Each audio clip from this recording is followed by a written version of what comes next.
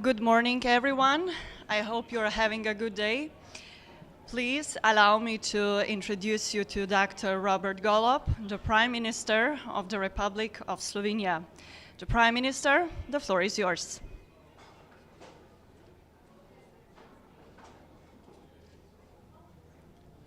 Good morning, ladies and gentlemen.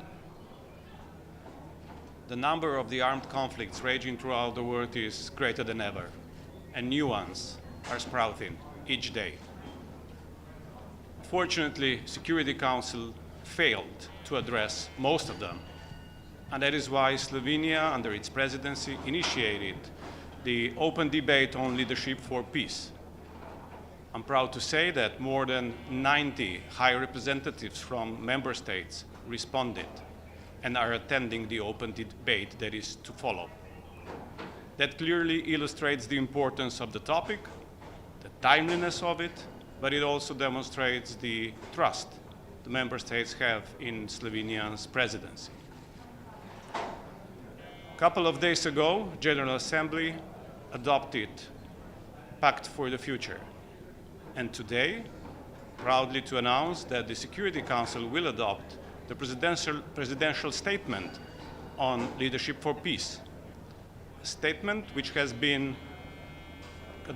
be adopted by a consensus, and the statement which reaffirms commitment of all the member states, especially the Security Council members, that the UN is the sole guardian of peace, and that we shall do everything we can in order to strengthen the UN and especially Security Council in this regard. We often hear criticism that when looking at different conflicts, we apply double standards. And for that reason, I'm honored to say that in my home country, in Slovenia, we always apply same principles, same norms, and standards to all of the conflicts, no matter whether it goes for war in Ukraine, war in Gaza or West Bank, or Sudan. For that reason, for the first time under our presidency, we will open the debate on all three most dangerous conflicts that we are facing at the same time, under same standards. I believe this is important to do because otherwise the UN and the Security Council cannot address effectively any of these conflicts. We need to stop the aggression on Ukraine immediately. Unless we do that, the UN Charter itself is in perility. We need to stop the aggression on Gaza and West Bank. Unless we do that, innocent civilians and humanitarian workers will become military targets throughout the world. And we need to address mostly overlooked conflicts in Sudan, where we are again at the brink of the genocide, where millions and millions of civilians are suffering lack of food and water.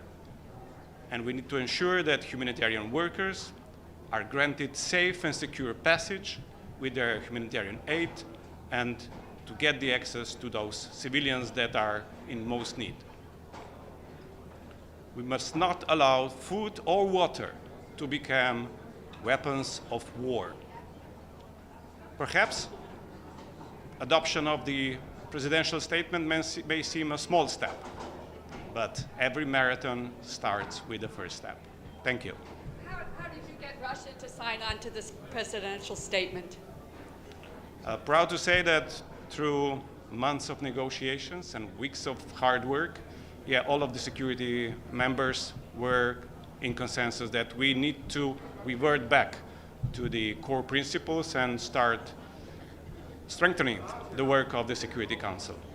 Mr. President, are you disappointed that neither President Biden nor Secretary of State Blinken are coming to this event? Well, I wouldn't say that because Security Council is much more than just one country. When I speak about a consensus, obviously the consensus has been reached with United States as well.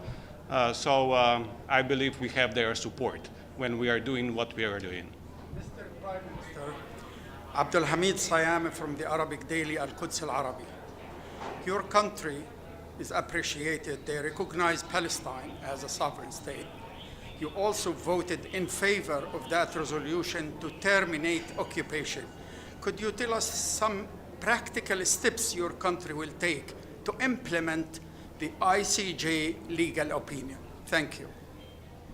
Well, when it comes to Security Council, the resolution has been adopted already in June. The problem is that it's not being implemented. So we will have to open the debate today, but also in the next days, on how to enforce the implementation of the said resolution, including use of the paragraph 7. But I will leave more to the Security Council members and the debate later. But I ask you about your country, what steps you're going to take to implement the termination of occupation according to the GA resolution? I understand that. We believe in the multilateralism, meaning that we believe that no unilateral action, either by our country or some others, can lead to a solution. So we will work tirelessly with other countries. And when we have the solution, I will let you know. Can we have your comment on Lebanese situation? Yeah, this is a very pressing issue and also important to address. And for that reason, Security Council will meet today in the evening on the emergency session to address the situation in Lebanon. Prime Minister, on your recognition of Palestine, do you see other European countries following suit? Have you been approached by other European countries asking for your advice on how to do that? Thank you. Within the European Union, a lot of debate and discussions on the situation in Gaza has been unfolding. At the moment, I would say that when it comes to political measures as the recognition, I wouldn't really predict anything, but there is much more being done on a humanitarian level, meaning that we are trying to reach, and we are close, a consensus on a European level how to aid the innocent civilians in Gaza and West Bank through humanitarian aid. This is what we are working on at the moment. When it comes to recognition, you need to be brave and bold. And yeah, four of the like-minded states, we did that step in the past, and I believe like in the next months, others will follow, but not immediately.